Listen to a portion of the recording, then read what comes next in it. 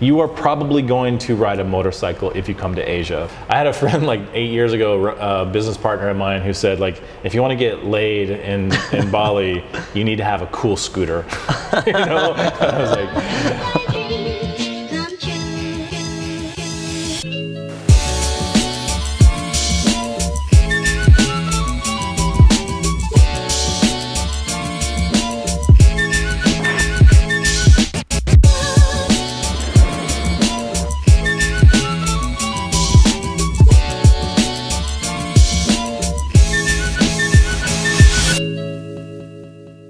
So anyway, so I wanted to ask you a question about a topic that we discussed the other night at dinner, and we mentioned a few times on the other podcast episodes, and it's kind of like digging into some of the problems that you run into traveling in Southeast Asia, and some of the creative ways that you've found to solve them, kind of going on these little workarounds that probably most people wouldn't be able to do because they're not in your situation.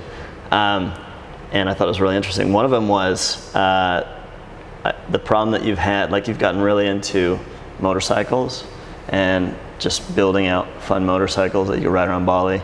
You talked a lot about how when you're riding around Bali on your motorcycle, it's just that feeling of freedom. It really captures it, how you feel in that moment, riding through the rice fields, riding along the coastline.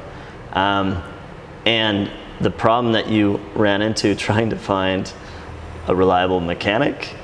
So that's one thing, and the solution you came up with. And then another one that I wanted to talk about, and you may have more of these, you may have more ideas of what you're doing with this, was the float tanks. There's no float tanks in Bali. And of course, the cool thing about float tanks, we've talked about these before, is it's kind of like meditation on crack, like for beginners or anybody, you know, where you could for somebody who is like a super guru that's been doing meditation for 20 years, like a monk, Buddhist, you know, and they reach that state of transcendental meditation. Yeah, transcendental meditation that maybe you can only reach one in every 20 times or something. That's really what you want to experience. But in the float tank, you can get it like the first time, every time, even if you've never done it.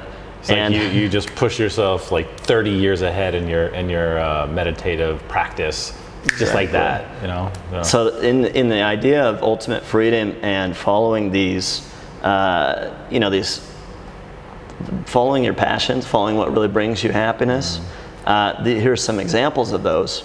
But running into the problems, being able to do these things, how you got around it, that's really interesting to me. So why don't we talk about the mechanics first and just talk about your experience that you had. Sure, and you know, to me, first of all, it's important to notice that that feeling of freedom that I get from motorcycles, you can even capture that just on a Scoopy.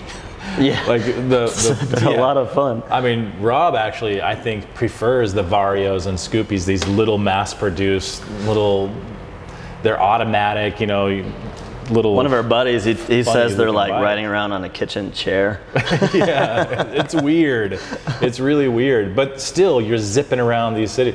Even Rob, you know, we pulled up to a stoplight last night here in Chiang Mai, and we were doing like, what, 60 kilometers, you know, zipping around, you know, 60 kilometers an hour, zipping around all these taxis and cars and stuff.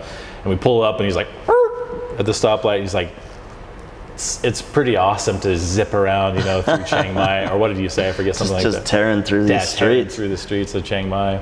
And it's on a Scoopy or something like that. They're like an engineering marvel. I mean, a motorcycle, there's so many things you have to learn and get used to, but on these little tiny scooters, they've got these tiny little wheels, and you gotta brake and perfectly, you gotta gas. It's perfectly balanced, and they're nice. Yeah, it is convenient. They weigh nothing. Yeah, you know? And they're fast, and they got good gearing inside, so it's like they can get between tiny little cracks in traffic. Yeah. So I mean, if you're like a woman who's never, say for example, who's never driven a motorcycle before, you can probably get on one of these things, and if you can ride a bike, you can ride this thing, and it's probably even easier than riding a bike. You know. So anyway, I just want to give credit where credit is due.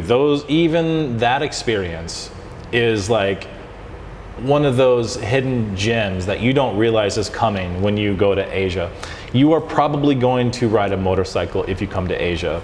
Like that's almost a given. You don't have to, but if you drive taxis, Ubers, Grab, and have a private driver, it's going to take you twice as long to do anything than it would if you just hop on a little Scoopy and jet down the road. And then when you finally do it, you're going to realize that this is amazing. This is so much fun, you know? Yeah. And I look at it like it's a feeling of freedom every time I get on a motorcycle.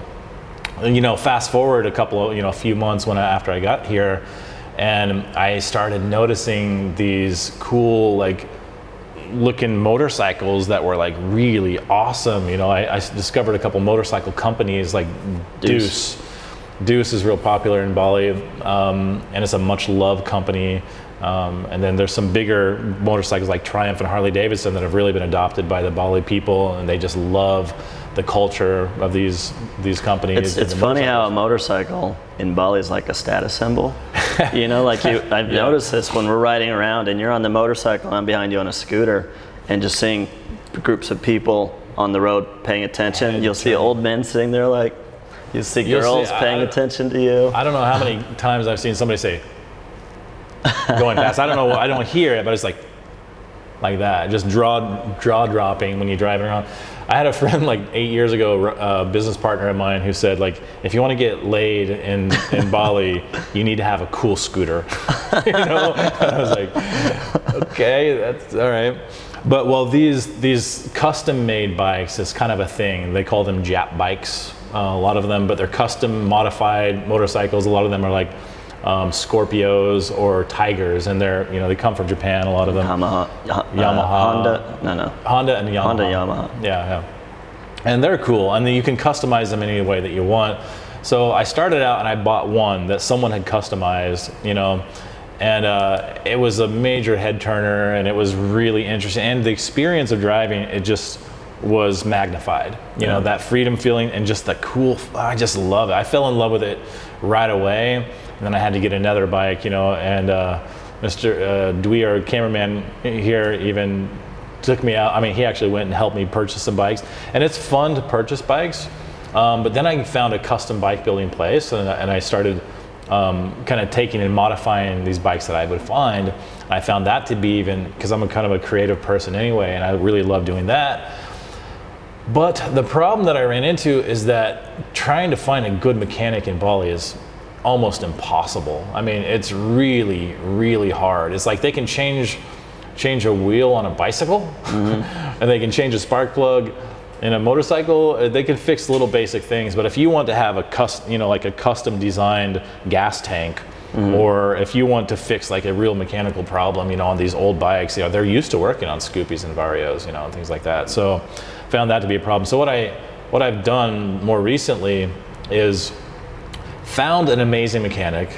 And this is the thing, if you find an amazing mechanic in Bali, you cannot hire them because they're too busy. Like, you go in and you have a problem that needs to be fixed today, and it's gonna be a while before, they'll turn you away. Sorry, too busy. And you're like, Jesus, there's like one good mechanic in the whole town, and everybody is in line. They'll have like 14 bikes, this one mechanic, and he's like sweating, you know, smoking a cigarette, trying to like work on this carburetor, and he's got 14 bikes lined up and like another 14 people coming down, you know, lined up on the street to talk to him, and he's just turning people away. They don't understand the business. You know, like, this is the point, guys, where you should like get new mechanics, train new mechanics, get a bigger shop. But they don't understand that, you know, as a business owner. And so what I did is I went out and found the best mechanic in town and just hired him full time, and opened up a shop, you know, my own shop. And the idea is to just build custom bikes for myself with the best mechanic, best builder. You could be like the Jay Leno of Bali, or like Jerry Seinfeld with all of their cars, but you're just into the motorbikes. Motorcycles. Totally. And you know, my plan is to actually build like 20 of them. Originally, I thought like I'd build 5, and I actually have 5 right now. So we got Rise Estate, Rise Garage. Rise Garage.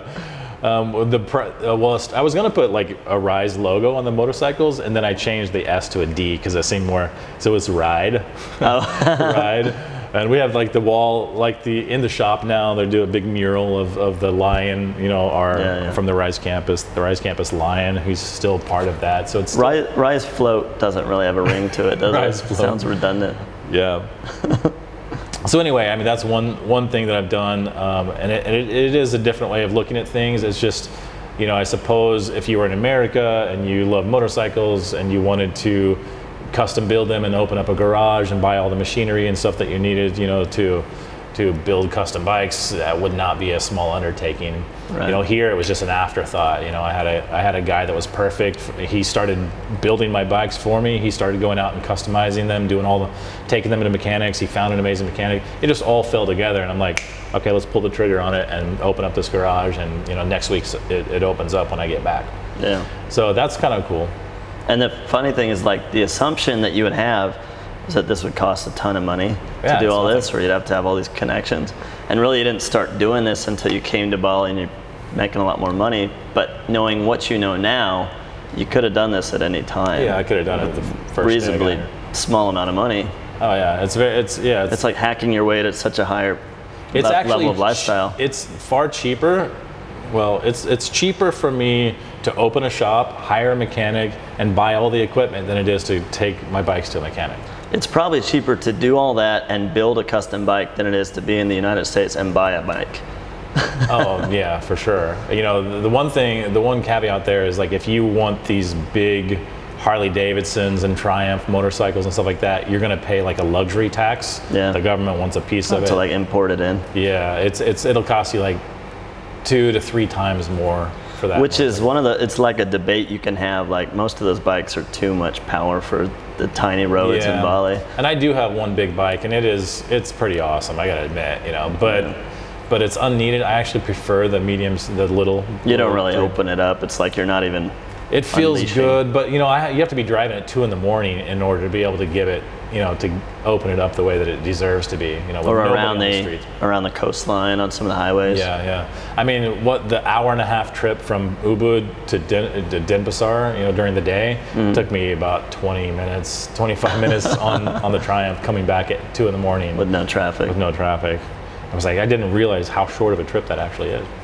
But, so I like this concept. It's kind of like, I mean, it's a creative way to get around a problem. Most people, when they have a problem, they just are like, well, I guess I can't do that, you know? And it's the kind of that mindset when you're thinking about... There's no mechanics. Yeah, you're thinking about freedom, and even just comparing this to like a typical lifestyle that you led before you moved to Southeast Asia.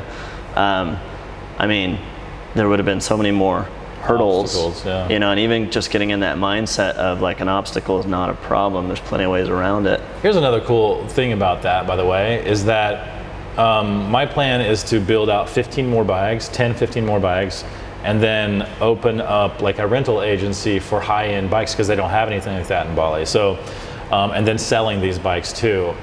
So for me to make that a success in Bali, I think that I need to plug into the society a little bit and do something that's make the locals fall in love with our brand and build a culture around it. But the idea is not to be profitable with this business. It's just it's a rare case where I just don't care about making money. But I want my business to pay for my passion. I want all my motorcycles paid for by the people who love my bikes, and that's it. I don't care about making money. And also it's the convenience, you know, of having a mechanic on hand. No, that's the big part of it. But I'm saying I might as well also do it for free and actually make a little bit of money on top of it. Right. And now, instead of having 5 bikes, which I thought was my cap at first, I'll have 20 bikes, and I'll always, every day, I can have 30 bikes, and every day I just ride a different bike, even better. Yeah. And your passion is paying for itself. And then it plugs me into another passion of mine too, which is helping the community, because I felt like in order for this company to actually be successful, I want to do I need the community to kind of like fall in love with my brand of ride, right? So to do that, I thought, because this kind of marries 2 of my passions together. Another one of my passions in Bali is realizing that when you're in a financial position where you can make a difference in people's lives, so it might be for us teaching people how to make money, and that all the stories that we've gotten from Les and Jay and Bonnie and all the people in between, how their lives have been changed. There's so many more people in Bali that need help, you know. There's farmers out there that they work for rice, you know. They farm rice so that they can have enough rice to eat. Yeah. And they maybe make, like $30 a month or something like that in cash. And you can step up and you can hand them, you can talk to them, have a conversation with them, and give them a big bag of rice, or you can give them like 1 million IDR, like Indonesian rupiah or something. It's like 2 or 3 months worth of salary, and it's just, you don't even notice it. But I've noticed things like kids on motorcycles that don't have helmets. Yeah. So I'm going to try to solve that problem by creating a program where we're going to sell these cool helmets, where it's like rare, make it's it hard popular to wear them. Well, I'm going to run over here and grab my helmet. I'll show you an example of the typical shitty helmets that you find in Asia. I mean, you might not be able to see on camera. These are the nice ones. Some of the shitty ones look like, you probably... typical helmet. Yeah, like you probably on a skateboard, Yeah, but the helmets they usually have in Bali are like little skull cap things that barely... And then there's this bad boy. I mean, this is amazing. This is a built well, I mean, granted, this is like $400 or something in Bali. Most people can't afford this. So I'm going to like sell, some kind of like medium range helmets. But every time anybody buys a helmet from me, we donate 1 helmet to a child in the community who doesn't have a helmet. Well, I want to see every child in Bali driving around with a helmet on. It'll say ride on it. We'll go into the schools. We'll speak with local, authorities. Like the temples and the police and things like that, and get them on board an education process where we go into the schools and teach the parents, have the parents show up and say things like, don't you believe that the safety of our children is important? Wouldn't you do anything that you can to protect your own children and the children around you? Don't you think it's a worthwhile effort to keep them safe? Then why aren't they wearing helmets? And you don't have to, maybe you can't afford it, it's okay, but we have a program where we have sponsors. We're raising money by doing these motorcycle rides through the volcanoes, through the mountains. Raising money, and all of the money that we have goes toward making these helmets for children. So if you're 3 years old or younger, 4 years old or younger, you can come to us. Either we raffle them off, or if we have enough of them, we just give them out to any child that's under 4 who needs a helmet. And I think that's a way to like win the hearts of the community, just for our brand, so we become more popular. We rent more motorcycles, sell more motorcycles, raise more money, but then putting that back into the community. Because again, I don't really care about the money, but I can solve these problems, educating. And there is a lack of education around these subjects. In America, we've been educated, in the last few decades, 3 decades or so, around these kinds of subjects, wearing your seatbelt, for example. Yeah. In Bali, a lot of that education is lacking. So I feel like we need to go into the schools, get the parents involved, and do the same things that we've done in America, bring that over here. They have plastic bags just littered throughout. They have dogs that have scabies and like these diseases walking around the street. They're in pain, they're walking like this. So, I look at, a local company like that as a way, again, to kind of fuel my passions to like get the community together to resolve some of these issues, or at least take a step in the right direction. It's funny that you've been able to move towards making this big positive change in people's lives, helping people, and all these things, and it really just originated from like difficulty finding a mechanic. Yeah, totally. Yeah, that's true. And then there's the float tanks, and you've been planning on opening your own float tank facility, right? Well, the story behind that is very similar to the motorcycle story. I just fell in love with floating. I fell in love with meditation, and then I looked at float tanks, and we had an episode on float where we talked about float tanks before. But anyway, I fell in love with float tanks and the power that they bring to your meditative practice. And then I came to Bali, and there's no float tanks. So I'm like, that sucks. I guess I could just buy a float tank and have it put in my house. I have like a sauna at my house. I can put a float tank in the same area or something. But then I'm always thinking about like, how can I if I'm going to do all that work and all that effort to educate myself and learn about installing float tanks, why not just open? I know people, one of my best friends has a spa.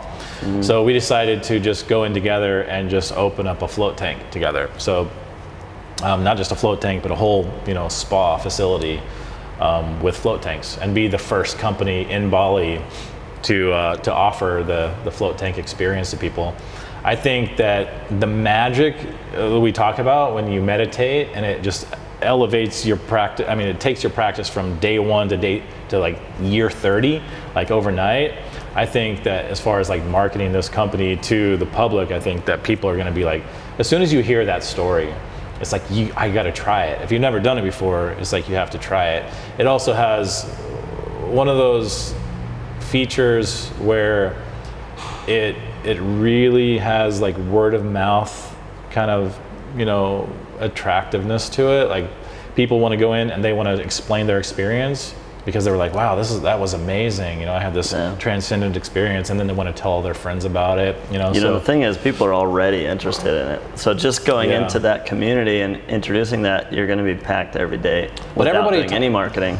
The thing is that people talk about it for it helps elongate the spine. It's good. It has all these health benefits and things like that. But I never hear anybody rarely talk about the way that I've put it through my own personal experiences. I think it's a more sexy, like, kind of like has that magical kind of thing, to it. So I think bringing some nice marketing into that, I think it's going to be a fun experience. And then I get to float in Bali, and so does everybody else. Yeah, that's cool. It'll serve tens of thousands of people, in the upcoming year, over the years, so, and for me, again, it's just a passion. I don't really care. I don't look at, if I want to make money, we run ads, if I want to do it, but, in the past, I've always turned down these opportunities to create a business, especially a physical business, because we know how to make money so easily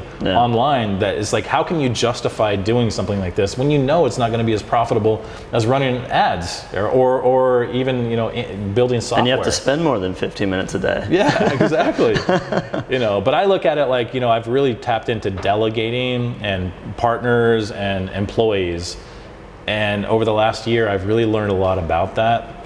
I don't feel like running a float tank is going to be a problem for me because I have professionals where that's what they do, is they run a spa. My partner runs a spa and she's very good at it. So she can handle all of that side of it. I'll just do the easy stuff, like the marketing. But to her, that's like the hard stuff. That's the impossible shit. That's the thing you need some kind of like genius marketer to do. But for me, it's like I look at it and it's like, that's not even work. That's not even work at all. It's not even hard. It's just, that's obvious stuff. It's easy too. Just type a little bit and push a couple buttons and marketing happens, so. Exactly. Yeah. Well, that's cool. I know that just this concept, I had a feeling that our followers would really enjoy seeing a peek into kind of the Bali lifestyle, this traveling lifestyle, and how your mind works and gets around problems, and then how it kind of like fans out into additional venues and things that you could do with it. And it's really cool. So we're short on time today, but it's a quickie episode, but yeah, I thought it was cool. Cool. So, thanks for sharing that. Yeah,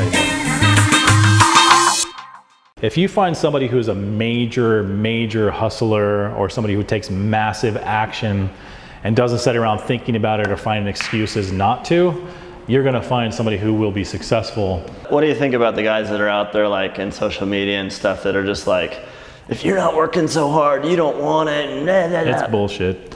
My creativity kind of like goes down during those really hard working phases. So this is why you'll see some of these guys who talk about 10Xing are like, it's all about the hustle, but they're just doing the same thing day after day after day after day after day after day.